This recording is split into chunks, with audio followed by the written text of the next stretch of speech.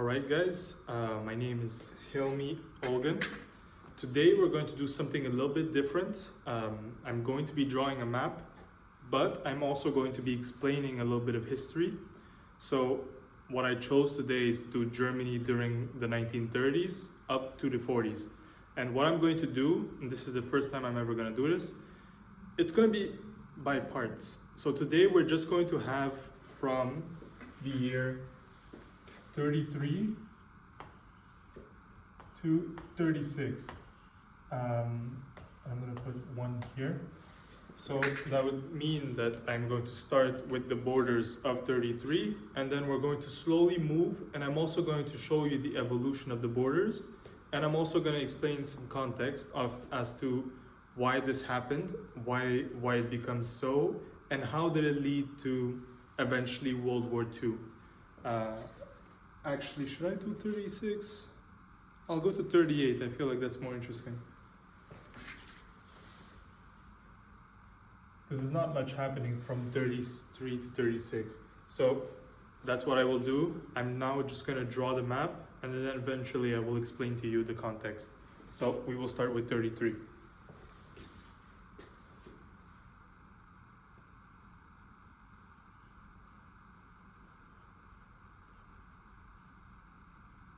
A useful tip I can give you guys, when you're drawing your own map, you want to especially use a point of reference. You'll see that I use a lot of point of references when I draw my maps, and I always start with them. This helps me calibrate how my maps will look like, and it prevents me from doing scaling issues.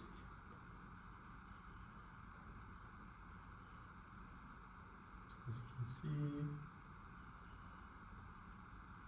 we'll do some corrections in a moment. They don't own this anymore, but it helps to position where stuff are. Then you have the Saar, the Rhineland, and then you have Baden region. You have the Swiss. You always need to have a border that, like I said, point of references help, because if you don't know that there's a lake here, you're just going to make the border straight and it won't look good. So here's the lake. I don't know what's the lake called, but I'm sure that one of you guys will know.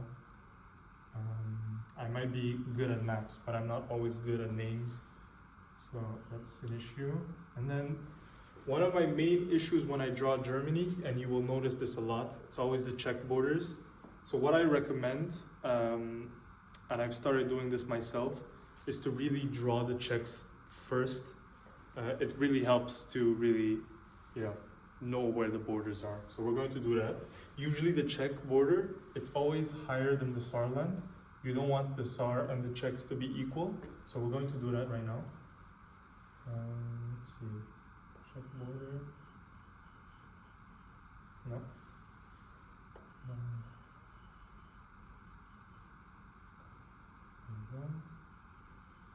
No. Like I said, there's always an issue, as you can see, because yes, you're trying to make it so that it's equal, but you also don't want to remove Saxony from Germany, which happens a lot. And there you go. That gives you a much better German border. Now, if there is an issue and you don't like the fact that it's so skinny, that's fine. What you should do is just move it up. You just move up these borders, don't be lazy. I'm going to be a little bit more lazy because we're trying to finish the whole map first, and then we will fix things. And we will see what the end result is. Now, something you must keep in hand, there's always like this little, I don't know how to say it in English, but it's like a virgule, but a comma, sorry, I had to ask. But usually it's a comma. It looks like a comma, and you'll see right here. There we go. And I don't know what it's called personally, but it's in Silesia, and this helps you make the Silesian border. I'm going to fix in a moment. I know it's not completely correct. And then you have Pomerania, which usually looks a little bit like this. And then you have East Prussia, which we're going to do in a moment. It's just, I did the comma a little bit too big.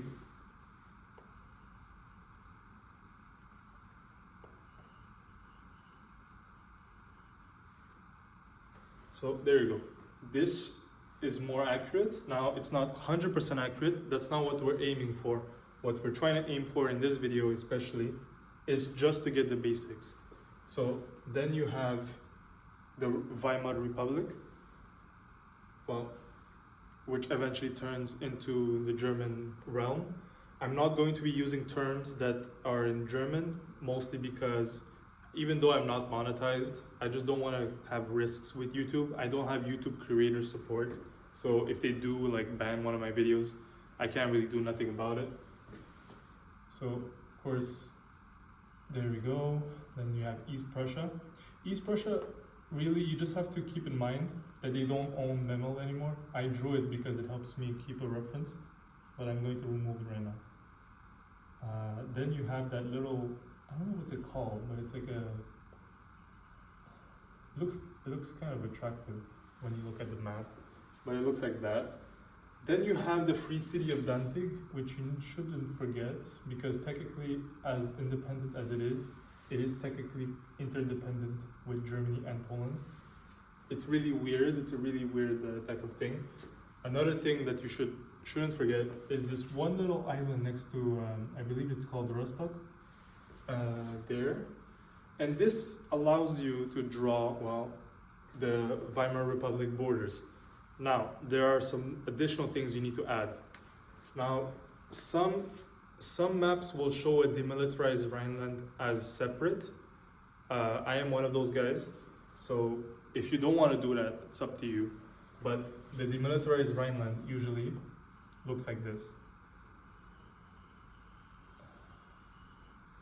And there you go. Then you have the Saarland, which I presume was still occupied by the French. So you should draw it as French. It's like a little thing here. And there you go. Now you have the German borders in 1933. Now, with this, you can easily draw the rest of Europe. When it comes to drawing a World War II map or a World War I map, there are two advices that I can give you. Either you start with the Balkans, so that way you have the scaling correct, because the rest of Europe is easy. It's not as complicated. Or you start immediately with Germany. That allows you to really, because it's a central focus, so your mind, when you're drawing, especially with your memory, you're going to be more focused on, oh hey, if Germany's here, then logically there's Poland. Then there's logically the Benelux countries. Logically there's France. Then there's the Czechoslovak Republic, Austria. Then you have Switzerland and Italy. Well, Austria and then Italy. And then Denmark at the top. Knowing this, it allows you, well, to make the map. And now we're going to explain a little bit the context of this history. We're not going to name the guy specifically by name, so I'm going to give him a nickname. I'm going to name him Failed Artist.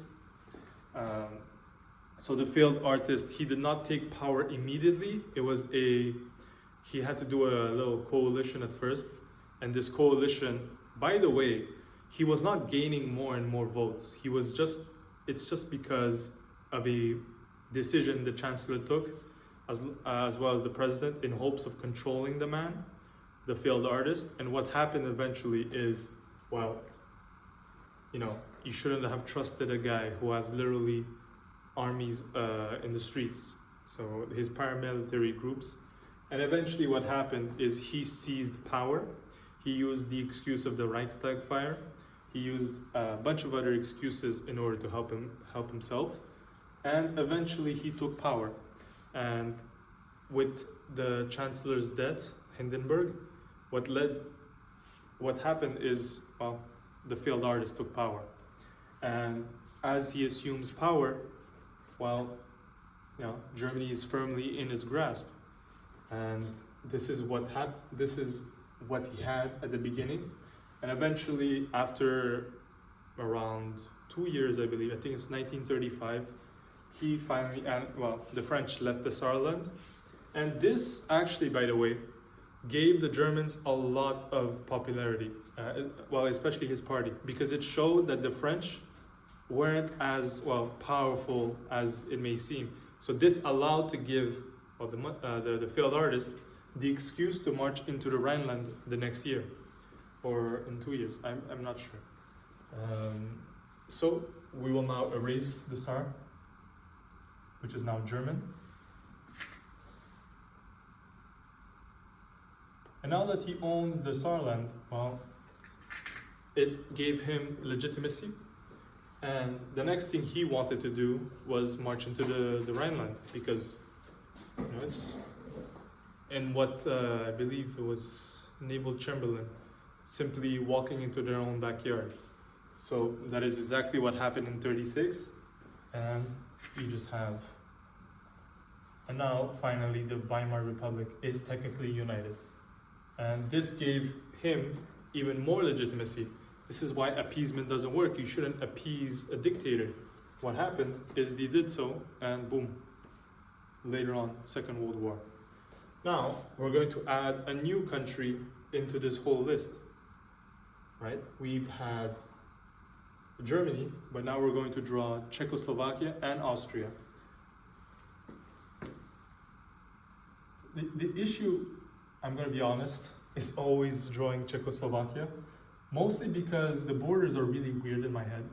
I'm going to explain a little bit how my mind works. I see the borders in my head, but sometimes when it's too simple, my mind plays tricks on me. This is why you should always take your time and not rush, because then you will get a rushed product, which sometimes you get in my maps. So let's do this real quick. And you have the Hungarian border, which usually it's like this. Nope. Nope. No. Then you have like the little thing here, the Omzaolzi. Then you have like this little Carpathia Ruthenia. And boom. It's not the best. You can definitely do better than me. I typically struggle with Czechoslovakia. It's normal. It's not, you have to understand, you're drawing by memory. Well, I am drawing by memory right now. It's not simple. You know, you can't just get it perfectly right, and that's completely normal. If you are someone who draws by memory, it's completely normal that you do mistakes. Right, you got a little, there we go. You can add some little detail. I'm just adding it so it looks a bit more realistic. Then you have Austria. Austria has these type of borders. Now, sometimes I get confused, but it's usually Austria that has a little tip inside of Hungary.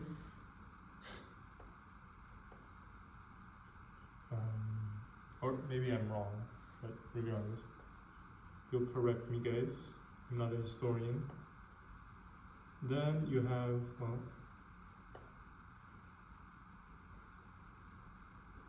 boom, the Italian border here. This is another issue that I have, and it's always this border here. And you have Switzerland here, so you know how to position it. And there you go. I'm just going to correct it right now because it looks horrible.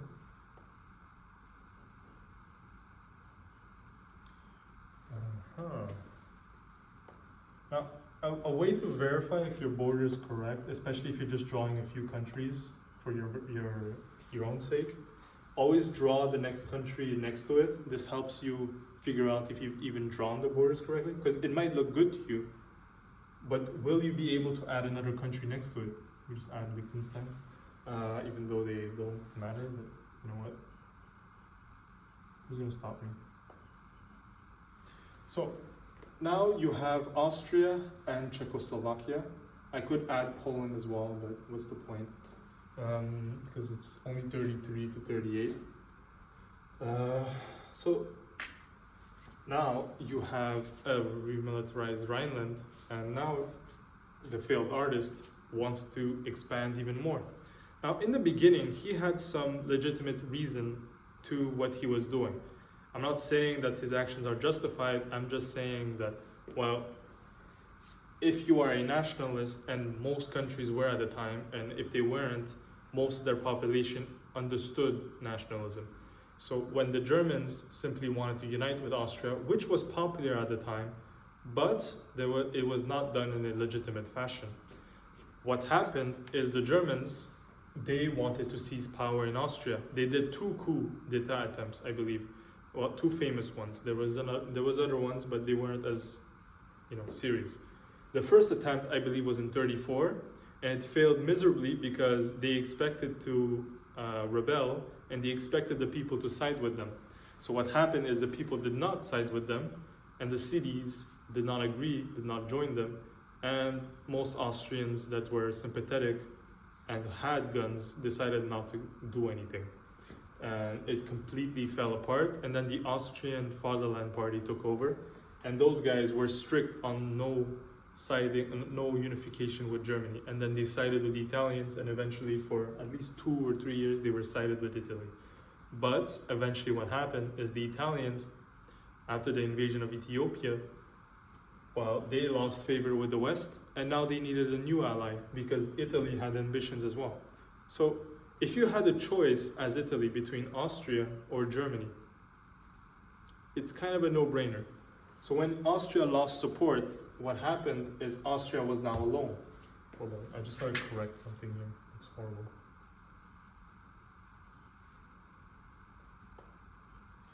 So now Austria was alone. What happened is the second attempt, they decided to propose a referendum, but they wanted German troops inside of Austria in order to monitor the situation. What happened instead is somehow the result was 99% yes. I wonder why. I wonder why 99% of the population was in favor.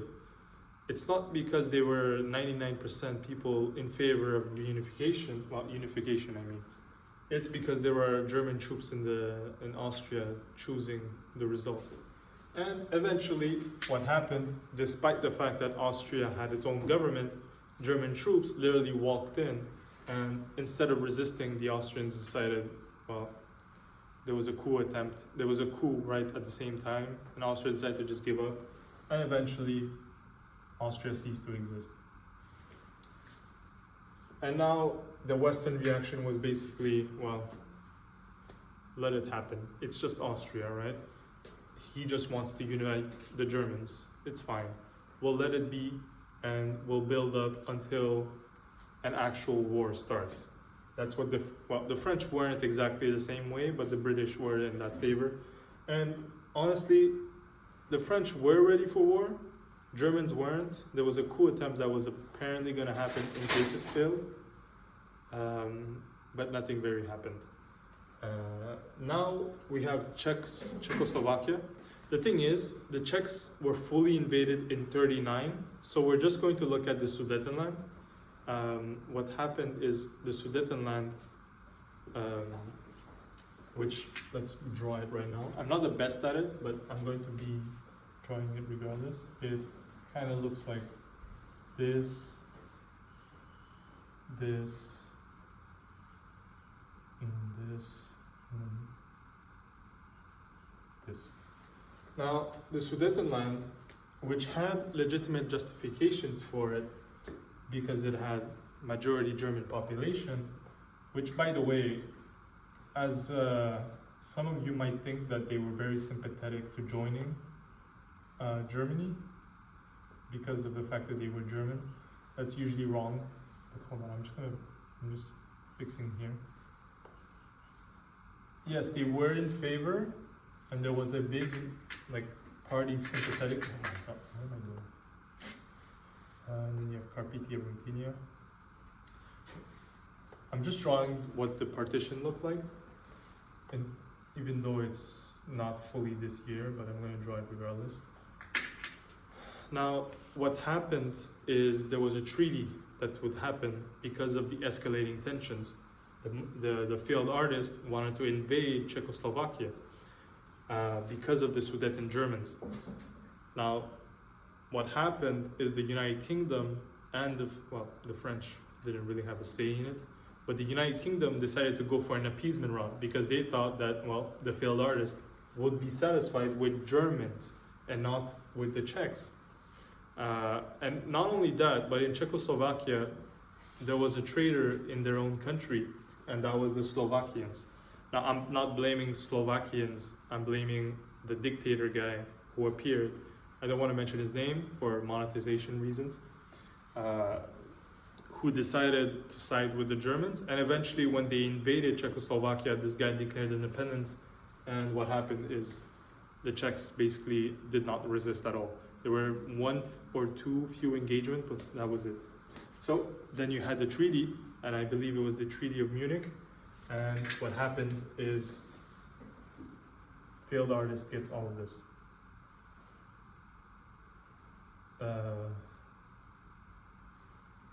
And then eventually the Poles also took Zawodzie. I don't know how to pronounce it, but they took Zawodzie, which was I don't know if it was if it was Polish ethnic, if it was a majority Polish, but if the Polish people took that, it means there was a reason. Now, something you guys don't know. Personally, if Germany had not invaded the rest of the Czechs, they could have probably taken Danzig corridor. Why? It's because when the Poles walked into Zawodzie, they were also seen as aggressors, because why would Poland also join in? Especially for something that wasn't their own problem, eventually in the partition. But what happened instead is Field Artist decides to invade all of Czechoslovakia. Now, you could justify it and say that he had reason for it. In fact, the Czech military stockpile and their industry helped a lot. If it wasn't for them, it would have been most likely that a lot of German tank units and urban units would not have a lot of tanks. And when the Blitz would happen, it would not be as successful as you would expect, which we will explore in the next episode when we're going to cover the Blitzkrieg, which we will cover mostly Poland and the Benelux. Now, this was the max extent of the German expansion. So we will end it here, and we will continue on the next episode where we will explore the Blitz in more detail. And we will also explore unit movements. And I'm also going to do little videos where I show actual battles within the videos that I do. So that way it's more interactive. For now, it's just normal expansion, which was mostly motivated by, well, the German need for industrial expansion. Mind you, when the Germans annexed Austria, something that hasn't been told a lot, is the Germans immediately looted the Austrian bank and their gold. Same thing with the Czechs, because they needed to pay for that industry. That is what we call a war industry. And it's one of the reasons why the Germans, if World War II had ended and they won, they would not have survived for long, because you can't survive on an economy entirely based on war. And the Germans literally had no plan for that. You can look, like they had plans for almost anything, but they somehow did not have a single plan for a post-war world where they would win. In fact, their plan was annex, build up, and go to the next invasion. They did not plan for, I mean, if they won, and then they annexed Britain, how would they go ahead and annex the US? Or how would they go about to annex China? Regardless, we'll end it here. Thank you for watching. I hope this was much better. You have to understand, this is my second video.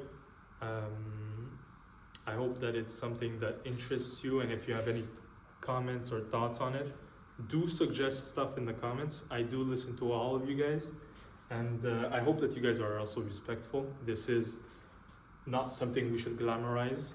And I think in the second video I will draw all of Europe instead, so that way it's clearer. But for now, we're just focusing on Germany. Thank you.